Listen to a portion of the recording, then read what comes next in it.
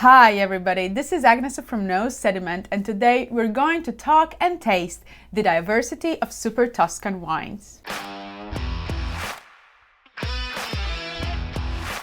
I have actually made a video about Super-Tuscan wines filmed directly in the Tuscany itself. If you haven't seen it yet, you might want to watch it before we taste. The term Super-Tuscan is not really regulated. It was used to name high-quality red wines that were made in Tuscany but did not adhere to the local regulations, such as using grapes that were not allowed in the area. And originally, Super-Tuscans were born by the sea in the area called Bulgari, with the iconic name Sassicaia. Nowadays, however, Super-Tuscans are also made further away from the sea influence in areas such as Chianti and Montalcino. In fact, Chianti is responsible for almost half of all Super-Tuscans produced. Even though some of these wines could technically be classified as Chianti, winemakers choose to use in a ways more prestigious appellation EGT Toscana. Tuscany is a large region and wines can be sourced from different terroirs, making it challenging to generalize about the wines, including vintages, which can vary significantly from coastal areas to inland. Another element of diversity is grape varieties used. Today, a great percentage of Super-Tuscan wines are based on Bordeaux grapes such as Cabernet Sauvignon, Merlot, and Cabernet Franc. However, there are also wines based on the iconic local grape Sangiovese, and in fact, some Super-Tuscan wines are even monovarietal Sangiovese. Historically, wines made from 100% Sangiovese were declassified and could not be labeled as Chianti Classico, for example. And interestingly, there are also impressive amounts of Super-Tuscans based on Syrah grape. And when not, it is a grape that can be found as a minor blending partner quite often as well. Today we're going to focus on and taste 5 Super-Tuscan wines, all very different in terms of grape varieties used and where they were sourced. These wines were kindly provided by 8 Wines, more on them later. But now, let's taste. Isola Eolena Ceparello is actually a wine made in the heart of Chianti Classico. However, when it was first launched, making monovarietal Sangiovese was not allowed for Chianti Classico wines. As a result, the wine was made under the EGT Toscana appellation. And even though now it is allowed to make 100% Sangiovese Chianti Classico, this wine is still under the EGT Toscana. And now the fun part, tasting. I am guessing that this wine is going to be one of the lightest in color because it is 100% Sangiovese. And you can also feel it on the nose because it is packed with bright red berries, crunchy cherries, cranberries, raspberries, accompanied by some cedarwood, cigar box. Very young and youthful nose, but definitely there is potential to develop into something more complex with age. This is first wine I taste today, so it did kind of kick my taste buds, but overall it is very balanced. Of course, elevated acidity as expected from Sangiovese wines. I would say the tannins are maybe slightly more polished than I usually expect from Sangiovese. It seems expensive, it seems fancy, it seems luxury. Overall, great wine.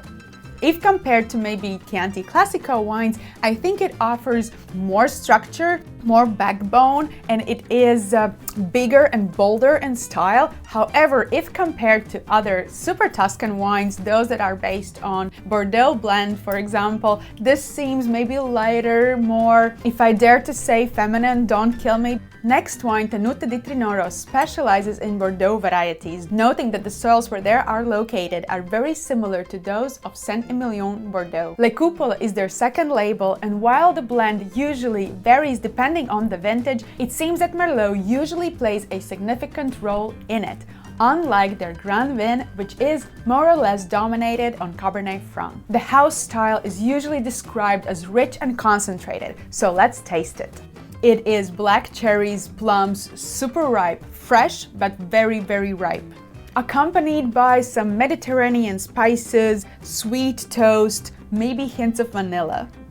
On the palate, wine is very dense, packed, concentrated, and intense. It has lovely acidity that kind of refreshes overall rich palate. Very sticky, firm tannin structure, definitely elevated, but very well integrated within the body of the wine, making overall very harmonious experience. It is a great wine. It is 2020 vintage, which is relatively young, but wine has enough structure and density of fruit to live for 8 up to 12, 15 years, but it has a lot of immediate fruit that can be appealing right away. Cipriana is a winery located in Bulgaria and was established pretty early on in 1978. Their top wine, San Martino, is made from Cabernet Sauvignon with small additions of Petit Verdot. So let's taste.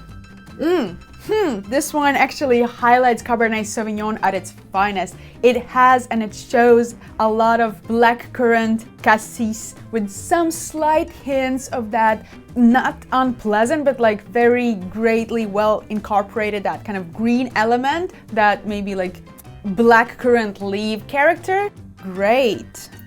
I don't want to be arrogant, but I would like to say that if I would get this wine in the blind tasting, it should bring me directly to Cabernet Sauvignon. Then talking about origin would be way harder, of course, but it screams Cabernet.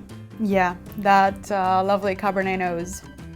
And that lovely Cabernet structure. Of course, when we are tasting Cabernet Sauvignon, we expect it to have high levels of quite a sticky, firm tannins, which this wine has. It's interesting that at the very first sip, this wine gave this big, juicy mouthfeel, and later on it left this very firm and kind of tannin-driven palate. So overall, this wine seemed big and juicy and upfront, but it was kind of playing hide and seek a little bit. The back palate is a great indication to show that this wine has aging potential, and in 6 to 8 years it will offer silkier palate when it comes to tannins. Great wine. I actually like this wine quite a lot.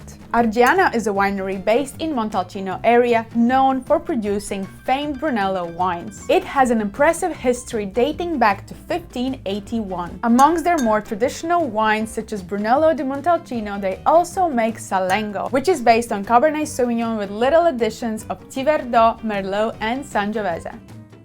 This Cabernet Sauvignon, however, is hiding in the glass. It is Shire nose. I don't know, it almost seems floral, which is something that I not necessarily associate with Cabernet Sauvignon, but it's definitely not a bad thing to have in wine. Not as big and bold berries, but more like these small red and black berries, wild berries like forest berries are dominant on the nose, with some lilac. Wow. Some fine oak integration also comes forward, some sweet spice, hints of nutmeg. At first, wine seems very kind of light almost. At the end, it kind of leaves this very impressive aftertaste and mark, like I was here, and the aftertaste is quite long. It is also driven by these forest berries, but maybe a bit riper in style. Overall, a lovely wine. This is a wine that I would say needs age. Oh, it is a bit opening up right now, which is curious, I mean, because it is one of the last wines that I'm tasting right now, and it has been in the glass for a while, but it opens and shows more maybe chocolatey notes.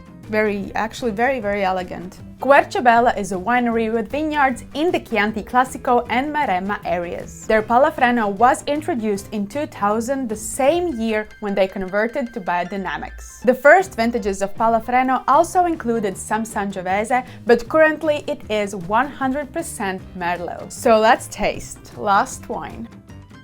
Okay. So this wine is the oldest wine amongst the flight. So this is 2016 vintage, and it shows a little bit of that age.